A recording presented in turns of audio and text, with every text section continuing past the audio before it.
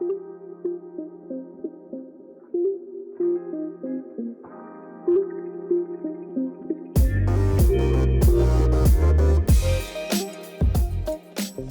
told the Smiths this before service, but just because we're pastors now, doesn't mean we won't party still. So I know a lot of you guys were concerned about that, so we're still down to throw down, so let's go. Speaking of partying, last week we had the opportunity to hang with Jacob and Alicia, and it was super fun. We went to the Ship. If you haven't been there, you should go. Great date place. And then they're amazing planners of dates, by the way. Yeah, if you just want to have a good time, hang out with them, you know. So, but we after the Ship, we played darts with them, and let me just say this: Jacob and I were throwing down. We were destroying Alicia and Sam. He speaks lies. The whole establishment that we were at was just cheering Jacob and I on. They were fist bumping, chest bumping. There was some, like, people were blindfolding us, and we're still bullseye, bullseye, bullseye. But you know, we had to be nice to the ladies, and you know, we let them feel like they were neck and neck, and to the point where it got to the point where the last person hit the bullseye wins. You know. And tiebreaker. Yeah, the whoever hits the bullseye wins. And Sam was trying really hard the night. This is my first go at darts. So yes, and if you ever played with darts, it's very difficult. Yeah, and she went up there and she got the dart and she kind of was like, ugh, you know, and threw it. Literally. And Jacob and I, we were ready to celebrate, and then just bullseye. The ladies won, you know, but of course, this you know. This is a true story. How the events took place, that's questionable, but. Yeah, but of course, you know, Jake, it was all planned out, you know, so, but one thing I love about Sam is she gives her all, you know, in everything that she does, even though she might not be enjoying it, you know. She loves everyone, and she just gives 100% the whole time, so. And I love Justin's storytelling abilities. Yes. It's very impressive. Yes. I did do a bullseye, though. She did. And we won, and we screamed. Yes. That was good. Yes. But, yeah. Anyways, so, back on topic. Yeah, we have a really good time, and we are very blessed. We have 3 beautiful kids, a dog and a kitty. They're great. But, yeah, as fortunate as we are, it hasn't always been super great. And today we plan to share a bit of our story about the forgiveness of sins. I will admit I'm really nervous. I will try not to be glued to my notes, but let it be a reminder that we all have stories to share, and it's really hard and really emotional, but God uses it for his glory. So I want this to be an encouragement to all of you. Yeah, sharing your story and confessing sins, it brings it out of the darkness into light. And only then can true redemption take place. God is able to use your story and mine to share it. The enemy wants nothing more than to keep it in the dark where he can accuse you and hold you hostage of your shame and embarrassment. And I don't want any of us to have that, to give him that power. So before we get started, I thought we should define what sin is.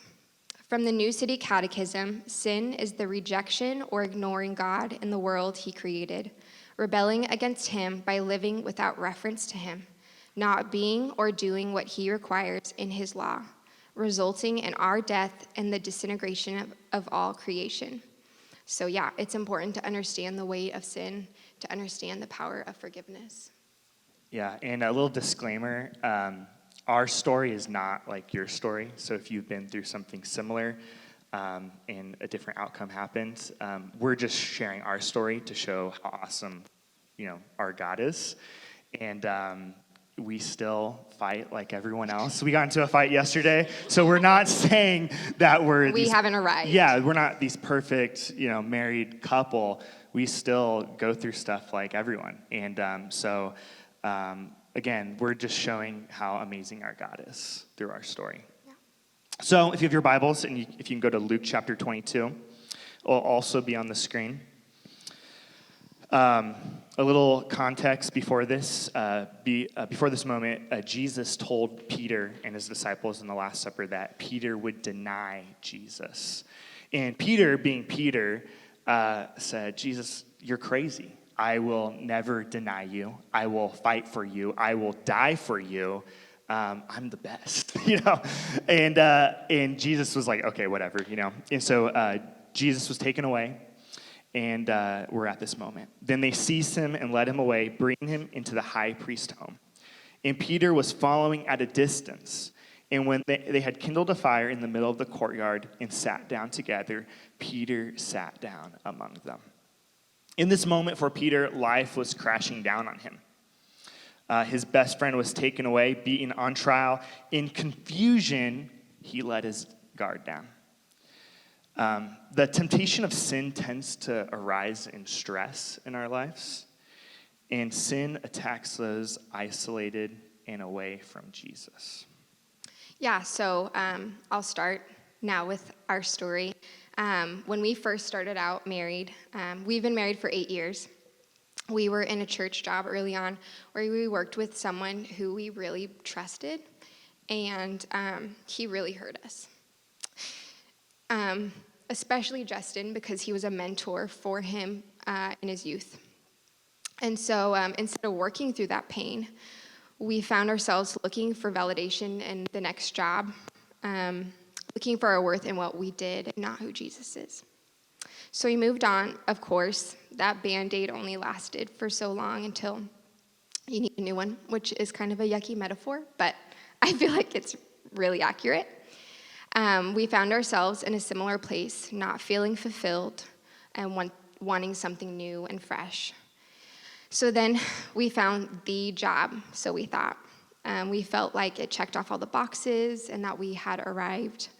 But unfortunately, because we weren't working through that with Jesus, we both grew more insecure, working to prove we were good enough to be there.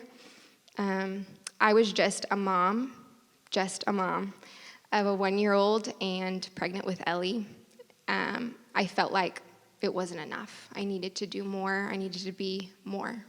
Yeah, and at the same time, I was being consumed with results and really affirmation, where if I did something at the church and there was no praise or like, oh, good job, Justin, I felt, oh, I failed. Like I didn't do good enough, and the next thing had to be better. So if something happened at church, the next event, the next great thing needed to be better than the previous thing. And so I was on the cycle of just constantly trying to be better, constantly trying to prove myself. But as we all know, that is really tiring, and it eats at you. And really that's where destruction happens. And because I was trying to prove myself, I was ignoring my family. And I was not putting my family first. I was not, trying to see if Sam was okay because she was struggling on her own, and we were in a really rough, difficult place. Yeah, and during that time, I knew we needed help, but anytime I had brought it up, we should get therapy. Yeah, and I was like, no, we don't need therapy.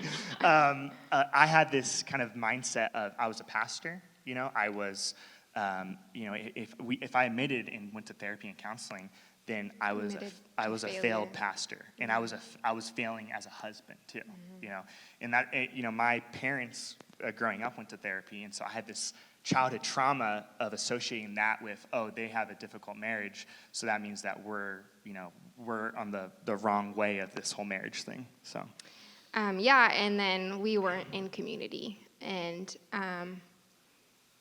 no one could see that we were drowning and we were struggling. We're living a lie, trying to keep it all together.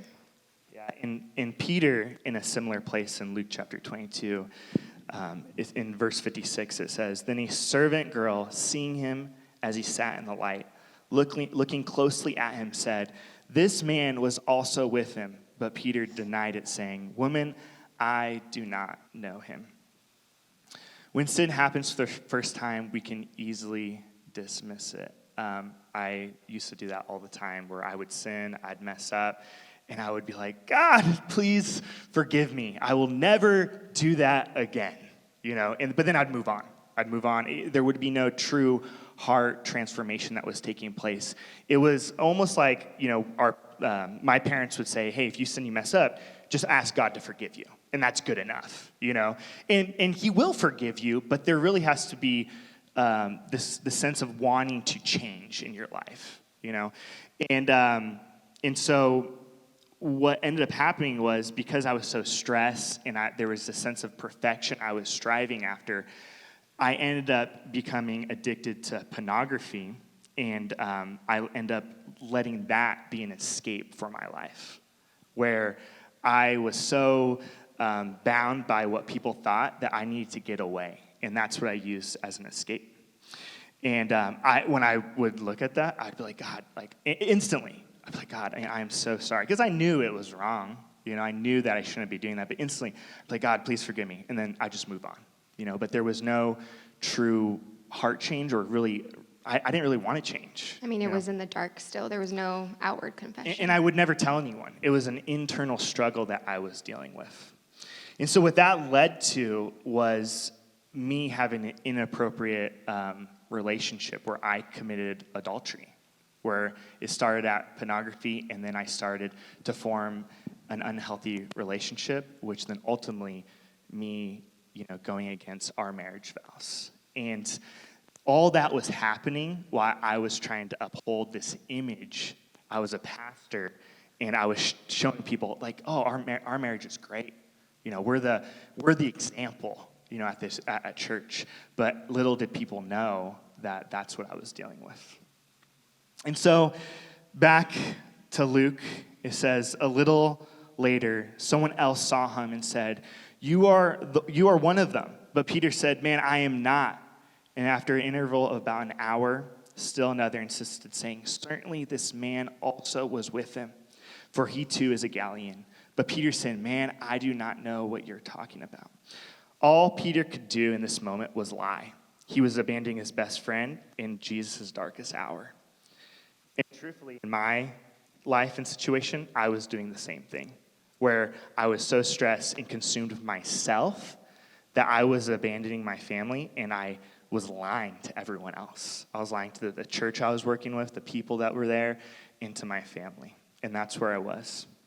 And during that time, there was some behavior that I noticed that was questionable, but it was him being defensive, quickly offended by things. I noticed he was pushing me away from things we would often do together. We were always a team. Yeah, before, at a church event, I would include Sam. I'd be like, hey, you should help out. We have this creative, thing that you're amazing at. But what I ended up doing was I would ask other people before her. In my defense, I'd be like, oh, I need to include others. But it was really probably a sense of just distancing myself from Sam. Yeah, and I'm not innocent. My response to him pushing me away, or him being offended, or him not taking constructive criticism very well, I became annoyed and frustrated, and my response was often, what's wrong with you? And yeah, I didn't handle it very well, but that also was proof of what was going on in my own heart, and it was a sin of a different kind. It was a sin of insecurities and not being united in keeping each other accountable in love, honestly. Yeah. I was not loving you. Yeah, and back to Luke chapter 22, it says, immediately while he was still speaking, the rooster crowed. And the Lord turned and looked at Peter. And Peter remembered the saying of the Lord, how he said to him, before the rooster crows today, you will deny me 3 times. And he went and wept bitterly. Peter was looking away from Jesus. He was denying he was sinning. But the whole time, Jesus was with Peter. And so let that be an encouragement to you guys, is when you're in the midst of your sin and struggle, Jesus is there with us. And he will never abandon us, and he will love us regardless, even though we choose to turn our back on him and deny him. the weight of sin collapsed Peter. And so, as I continue lying to my family, lying to my church, eventually, there's this verse in Numbers where it says our sin will be found out. And my sin was eventually found out. And it was the worst day of my life. People say, like, when I don't know if you heard people say, like, oh, when this bad thing happened, it was the best thing that happened to me. Yeah, there's some truth to that, but it was not good. It was not an enjoyable day. So I don't want to pretend that when your sin does get found out, and when everything comes to a crashing halt, I'm not going to sugarcoat it and say that it's not going to suck, because it will, and it will be awful and hurt. There will be a lot of hurt, and there will be a lot of pain. But when you let God deal with that pain and struggle and let him take it, then good things will come out of that. And so. Yeah. So I found out a morning that Justin was at a work meeting, and I knew he was going to be home within the hour. We only had one car, so I needed it. So on his way home, I just remembered being really angry, a lot of tears, and God, I don't know what to do. And I just, strangely enough, felt the peace from the Holy Spirit. And Psalms 34:18, the Lord is close to the brokenhearted, and he comforts those who are crushed in spirit. I didn't even have that memorized, and it flooded my being. And he came home, and I confronted him, and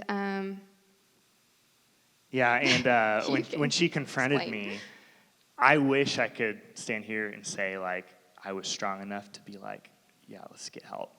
Let's tell our pastor. Let's make this right. But because I was in sin and I was struggling, my first reaction was, let's run away. I will resign from my church. We don't have to tell anyone. We can just keep it between us. And let's move to a different state. I'm not even from Missouri, Let's go back home. And Sam was like, what is wrong with you? Because, I was not in this, because sin had such a grip of me. I truthfully just wanted to run, and that was my response. Yeah, and so him being so irrational, I can see it now. Physically, emotionally, and he's not an emotional person. I don't know, sensitive, none of that. We're working on it, but that's kind of how I was like, okay, he's very sick, and God helped me recognize that rather quickly, that Justin was sick and needed healing. And it all sounds so strange. God is strange because it's so unnatural. But I had a deeper love for him. I wanted to see him be well. And that doesn't mean I wasn't, like, super angry. She was furious. Let's just throw out there. I was. Yeah. But it was this weird, like, these are the steps that we need to take.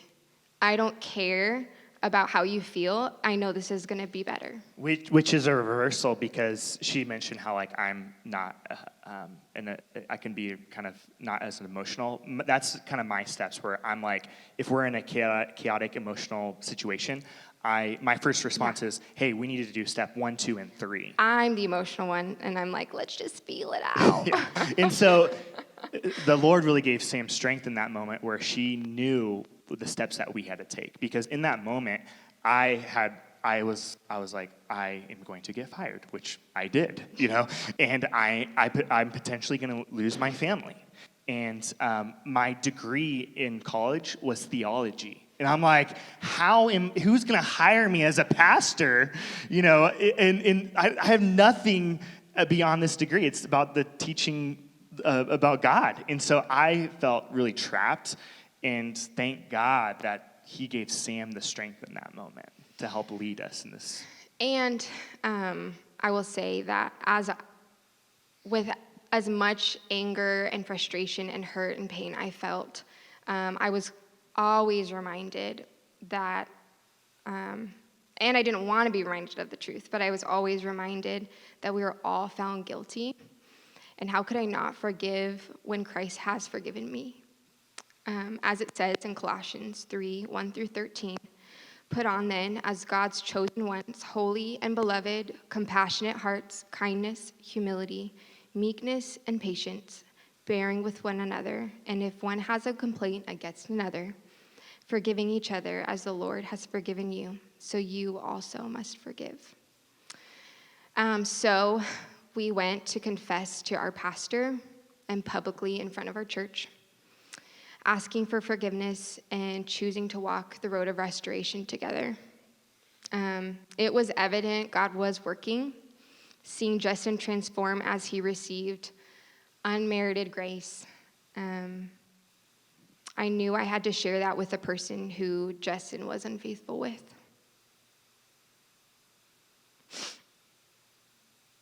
How could I withhold something as powerful as forgiveness? So as painful and hard as it was, I was able to meet that person, and we were able to settle it together, and it was very healing. Yeah, and then on the flip side, with this person that Sam was able to offer, well, she forgave me, which was very freeing, and it was it really set things in clarity where, man, I just need to accept the forgiveness of the Lord. But on the other side, the person who I was sinning with, her husband, never publicly offered that same sense of forgiveness to me. Or privately. Yeah, and so there is. I do still get the sense of. And we understand. Yeah. I'm not saying that he should, but just so you know, the power of forgiveness is I still do have that weight on my life where it's like there's that shame that comes up. And it's like I did something awful. I can't take that back. And I hold it, and it's heavy and it's hard, and it was awesome that Sam was able to give that same sense of forgiveness to this other person that hurt her, and so just so you know, it's so powerful and liberating to forgive and offer that to people that have hurt you. God is present wherever there's brokenness, and we can find joy in our suffering, peace in our pain, and hope in our waiting. So not only was Justin's heart being transformed, but mine was as well. It definitely wasn't as easy. Lots of therapy. There was Lots really, of therapy. really hard days. But knowing the enemy was only after us to steal, kill, and destroy, we both chose not to sit in our grief, but to keep building our new commitment, stronger than it ever was. Some practical things we did was, like you mentioned, therapy. Therapy, yeah. Lots and lots of therapy, years of therapy. We ruthlessly simplified our lives, cut out things that were a distraction, and we found hobbies. That was advice we were given, and it's been really helpful. Yeah. Outlets. I know we all need outlets. And so before this moment, people would ask me, like, oh, what's your hobby? And I'd be like, I don't Church. know. Yeah, like setting up chairs. I don't know. I didn't have one. Because I was so consumed with myself, and I was given that advice, and it's so liberating. And it's really, there's something amazing about the simplicity of just caring for something or spending hours just not thinking about the stress of life. And so that was very powerful for me. So after Peter denied Jesus, Jesus goes on the cross, he dies for our sins, and then he's resurrected. But what Peter does is he goes back to fishing. And he kind of goes back to what he knew, what was familiar with him. And I feel like it was because of his shame. You know, God called Peter to teach and spread the gospel. And he didn't do that after Jesus died. He just went back to what was familiar. He felt disqualified. He felt disqualified. And don't let anything disqualify you what God's called you to do in your life. Even sin, you know, it doesn't disqualify you. Like, and again, I'm not perfect. I mess up. I say really stupid things all the time. I don't have a filter. And Alex and Cassie has trusted me to be a pastor at this church. So this sin, this awful thing that I did, it hasn't disqualified the calling that God has given me in my life. And so Peter, in this situation where he feels shame and a weight in his life, goes back to fishing. And Jesus reveals himself to Peter and the disciples. And it's really cool because it's a similar story of when Jesus came to them, you know, and called them into ministry. When Jesus met them for the first time, they were fishing. And when he calls them back into ministry, he was fishing. And I really feel like that's Jesus telling Peter, hey, I haven't forgot about the thing that I gave you for your life. I called you way back here while you're fishing, and I'm going to repeat this in almost in a similar fashion. And so Jesus came to them, and they all had breakfast. And so when they had finished breakfast, Jesus said to Simon Peter, Simon, son of John, do you love me more than these? And Peter said, yes, Lord, you know that I love you. And he said to him, feed my lambs. And he said to him for a second time, Simon, son of John, do you love me? And he said, yes, Lord, you know that I love you. And he said to him, tend my sheep. And he said to him for a third time, Simon, son of John, do you love me? And Peter was grieved. And I have to think like he went back to what he did.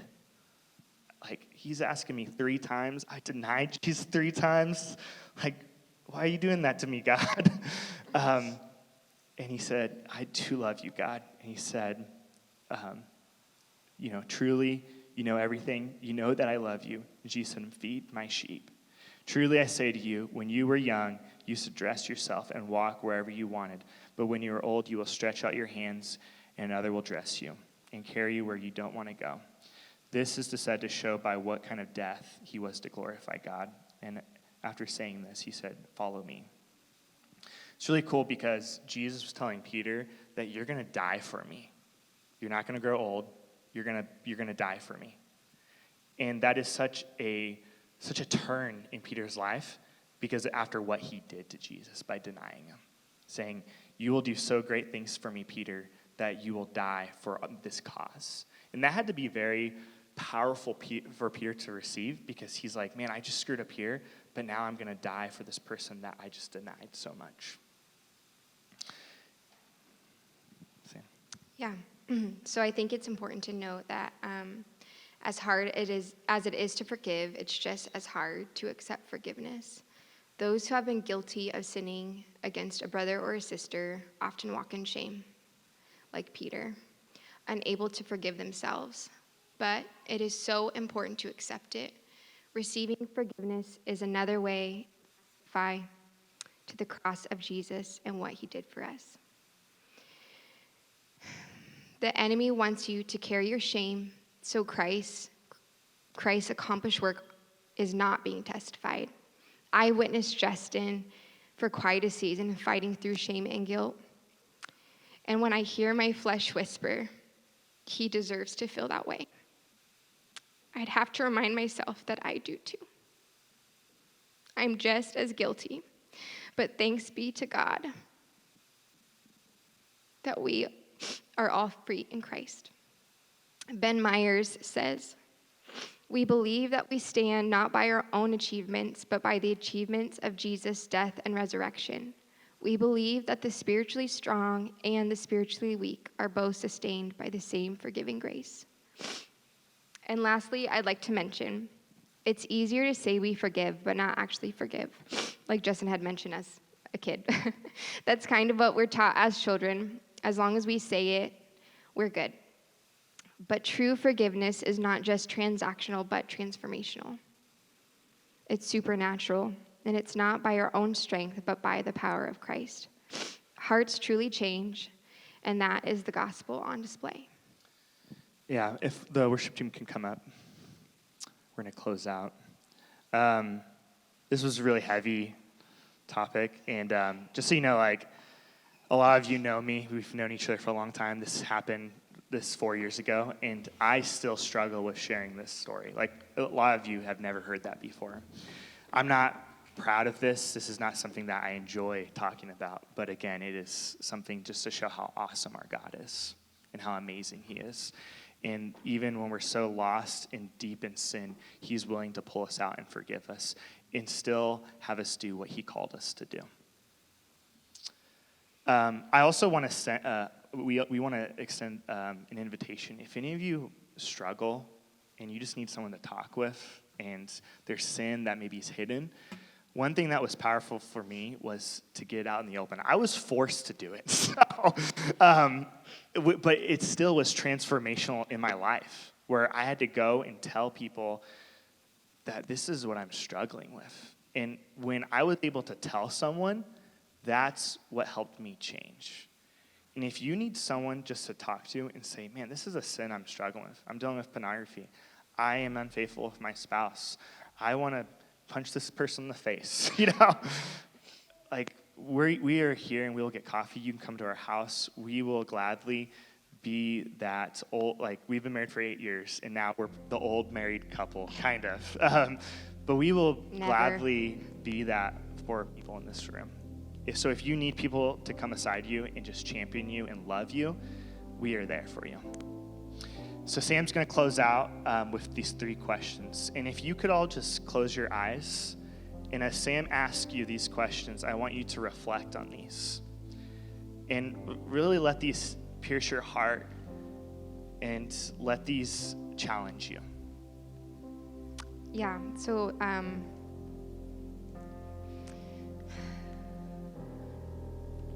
is there someone in your life that you need to forgive? What is keeping you from forgiving? Is there someone who you need to ask for forgiveness? And what is keeping you from confessing?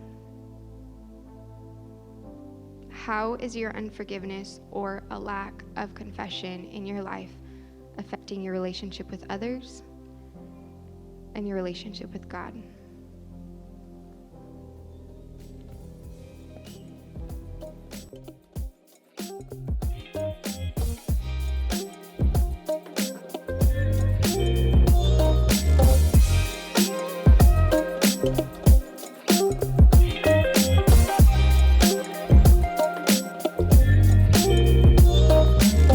Thanks for listening to the Midtown Church Weekly Podcast. To find out more or to join a church gathering, check out our website at Midtownkc.church.